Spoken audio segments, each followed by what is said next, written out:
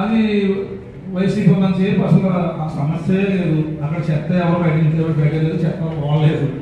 ఓటకు వచ్చిందంటే అక్కడ చెత్త వాడటం మొదలెట్టారు. అంతకుముందు చెత్త బాగలేదు. అక్కడ వైసీపీ మద్దతుదారులే ధర్నా చేస్తున్నారు. అమలాపురంలో తెచ్చిపెట్టమంటే వైసీపీ కోసం ధర్నా చేసాడు వస్తుంది. నాకు ఇది అర్థం కావడం లేదు. అక్కడ వైసీపీ నిజంగా జెన్యూన్ గా మనం ఎన్నుకుంటాం. ప్రజలు జెన్యూన్ గా ఎన్నుకున్నారు. జెన్యూన్ ఎన్నుకోవడం అర్థం ఏంటి? బండారంలో చెత్త సమస్య మేము దగ్గర వచ్చింది. సరే అయితే రోజు వచ్చింది. వెంటనే మా రిపోర్టర్ గారు ఏమో రాశారు, మా విలేకరు గారు మా కౌన్సిలర్ గారు అలా చేశారు. చేస్తే ఆపేసాము. ఆపేస్తే అక్కడ మళ్ళీ వైసీపీ వేశారు. దీన్ని ఎలా తీసుకోవాలి? ఇది మీరే చెప్పాలి. ఇంత రాష్ట్రం లేదు.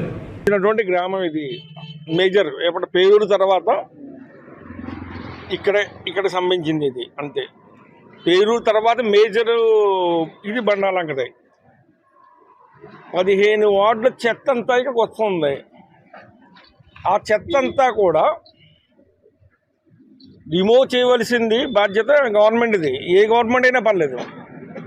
గత 5 సంవత్సరాలుగా ఏ గవర్నమెంట్ పట్టించుకోవాలని చెప్పి ప్రపోజల్ పెట్టాం.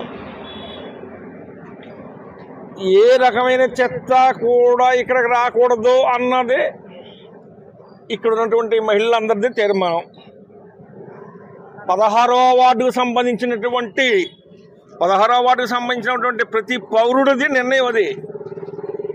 ఎవరి చెత్త ఏ వార్డులో మిగతా 15 వార్డుల్లో వాళ్ళు వేసుకోవాలి అంతే.